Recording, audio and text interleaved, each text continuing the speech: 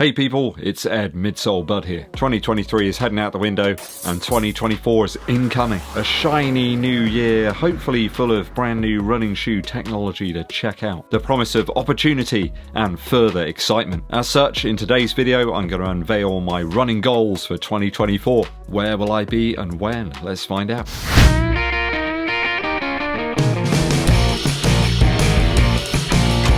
Thanks for joining me on the channel, it's always appreciated. Do hit that subscribe button and click the bell for notifications if you haven't done so already. Give this video a thumbs up like too, it really helps out. Dankeschön.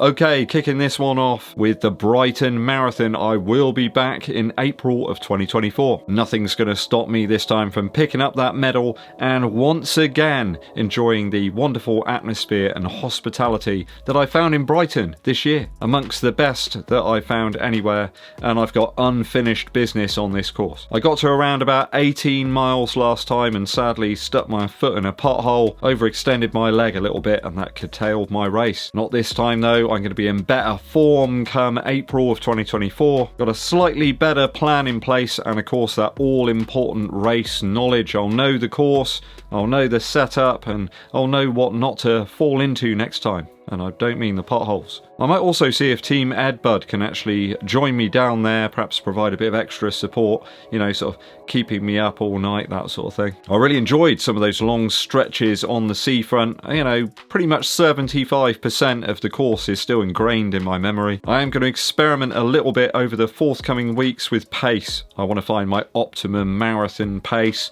I'm not entirely sure I had it last time, or did I? Was it just sort of poor preparation? I'm not sure. One thing is for sure, I'm going to have to start ratcheting up those long runs up to that sort of 20-mile mark, getting lots of marathon pace miles in there so I can get accustomed to them. I will have an arsenal of shoes to utilise for the Brighton Marathon in April, so no real worries there. It just depends which one I'm going to use. Certainly the Endorphin Elite will be in there. There is another shoe that I've been testing out recently that I can't talk about right now. That releases on the 1st of February. That will certainly be in the running. No pun intended. Unfinished business then, and I'm gutted to not have finished this year. It will happen this year, so let me know if you're going to be in Brighton for the marathon in April down in the comments. Now, a perfect race sharpening tool would be to do like a half marathon, maybe a couple of weeks before. I'm not talking race pace here. It would be great though to slip into the YEOVIL Half Marathon. This one's on March the 24th, 2024. Now, it starts like a mile down the road from me. Literally, the route goes past my front door and it ends just like in town, just up the road. So it would be crazy not to get involved in this one and absorb the atmosphere. Be good being in a race environment as well, quite close to the Brighton Marathon, though without any sort of expectation of beating my PR on the half marathon distance. I think if I ran this one nice and easy, it would be a really good tune-up, maybe running parts of it at that marathon pace as well to really lock in that sort of effort level. So I'll definitely be there for the YEOVIL Half Marathon in 2024. Coming down in terms of distance now, talking about the 10k. I did manage to get a new 10k PR this year at the A6 London 10k. That was in July. Now, I had a very tiring day, the 24 hours leading up to that race. I had the train from Yovoil over to London. I then walked around London in the city for hours and hours before attending a Travis Scott concert in Finsbury Park that evening. My legs were pretty tired. I'd done an untold number of steps. I think I was wearing like the A6 Super Blast all day, and then in the morning managed to hammer out one of the fastest, most consistent 10k races I've ever done. Pace of 6 minutes 37 per mile there. On Strava it reckoned I was like 41:09 for the 10k. That 10k round London in fact seems to always run long. I always come up with like 6.3 miles for that one, with a finishing time of 41:50. So really pleased with that in fairness. Do I think I can improve on that in 2024? Absolutely. I'll be dropping into the Martok 10k, which is a local race, on the 16th of June 2024. This one's very flat. It's super easy for me to get to as well by car. I'll be there in like 15-20 minutes, which is fantastic. Means I can arrive before the race and feel nice and sort of relaxed and get some good warm up in there and have another blast at that 10k PR. I think my best time on that one before was 41:37 in the Metaspeed Sky Plus. I think that was the year before last. But if I get some decent build up to the race in and really work on my sort of 10k effort during my training, I think I can beat that time. 2023 has just been so inconsistent. Illness has hit me like so many times this year. In fact, just after that race in July, I had food poisoning, and then I've had this terrible cold that I just couldn't shift for ages and ages.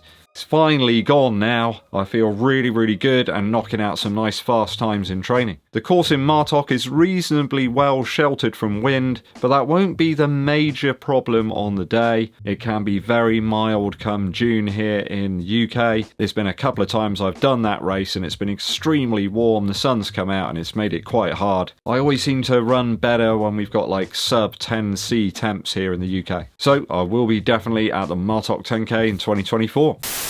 I've always wanted to enter the Great North Run. I'm going to go in for the ballot in January. I think the ballot closes in mid-February time. It's always been a dream race for me after seeing Mo Farah and Bekele sort of battling it out that time. Do you remember that one? When they're both going down the sort of final home stretch. Mo Farah quite some distance behind and he puts on this incredible surge and he's, you know, within a second or whatever of Bekele at the finish line. Fingers crossed I will get in on the ballot of this one, but I know it is one of the most attended, you know, famous, I suppose, half marathons maybe in the world. They reckon that 60,000 people attended this one last time out. I think my town, including some of the surrounding boroughs, is like 50,000, so it's like more than my town attending that event, which is just insane. This one occurs on the 8th of September 2024. I am going to try and get in on that one if possible. Don't know if they do like charity places or something. I'd probably even consider that. And I do want to head up to Newcastle. I got a good buddy up there, a very famous archaeologist, Dr. James Gerard. It's kind of like my Indiana Jones, I suppose. He's a published man as well. He's got lots and lots of books out there.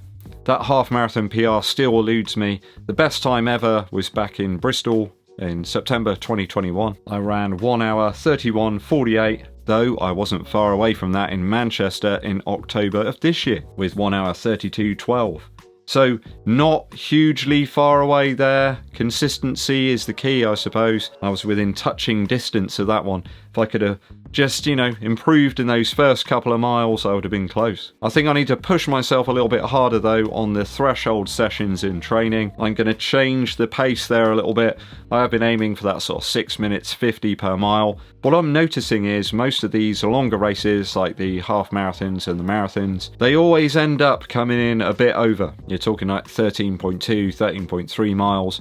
So I need a little bit of flexibility there, a bit of wiggle room. So I'm going to shift things to about 6 minutes 45 seconds per mile and target that for my threshold effort. I know I'm capable of that, so I just need to put in some harder efforts in training and I think I can get there. Just get accustomed to something a little bit quicker. It's going to give me a little bit of leeway. What race though? This is the question. I've been looking all around at what people suggest are the fastest, flattest half marathons out there, but logistics mean that I do need something that's reasonably close. I don't want to be sort of travelling too far. That just saps loads of energy out of me by the looks of it. And it's also very costly to travel right now, especially if you don't want to be taking the car. And anybody that's done a really hard effort on like a half marathon or marathon will know that probably trying to drive after that is not the best idea. I'm in Somerset, so I've got access to the A303 to get me to some of the major roads. If you've got any good suggestions for a fast and flat half marathon that I should do, let me know in the comments. Some of the key ones that keep popping out are Oxford. That one's not hugely far away, that's doable. Edinburgh, I mean, I'd probably fly to that one in fairness. It means I could go back to one of my favourite places in the world though, which is Scotland. I absolutely love that place. I just seem to fit in Scotland. Another thought is Cardiff. People keep recommending that one to me, and that's not hugely far, that's doable. Head up towards Bristol and then across, and that's another place I've always enjoyed attending, going to concerts and stuff there. Always had a great time in Cardiff. Bristol perhaps out of the question now. They've moved that race to May from September where it used to be. That seemed perfect really. Things starting to cool off a little bit in September. In May, well, I was in good form last time I went over there, and the temperature really hit me. I was really struggling. The sun was out on this very little cover on that route. I enjoyed like the first 9 or so miles, but the last 4 are twisty, turny, lots of double backs and stuff, and you change terrain as well. The surface changes quite considerably, so despite being in reasonable form, it was just too tough for me. So that's my race plans for 2024. Let me know down in the comments as to your race plans for 2024. Have you got any that are catching your eye, or is there some specific one that you're focusing all your training on? Be great to hear what you're going to be up to. I've got a musical interlude for you. A real banger, this one, from Bruce Springsteen. Santa Claus is Coming to Town. I think they recorded this live in concert around about 1975. There's lots to love about this one though. The vocal delivery from Springsteen is kind of cracked and just about there, but it provides more excitement. He sounds like a little boy who's just sort of excitedly waiting there for Santa to come and deliver those presents. Another thing I love about this song is the backing and instrumentation. It just feels like a load of people playing music in a room or on a stage in this case, and they're all sort of pushing in the same direction. It just sounds like they're having so much fun. It doesn't sound robotic and too polished and pristine. It's just got this subtle human feel about it. The saxophone work on here is just mind-numbingly good as well. E Street Band always knew how to do it. It's one of those Christmas tunes I kind of leave till the last couple of days before Christmas for the maximum effect.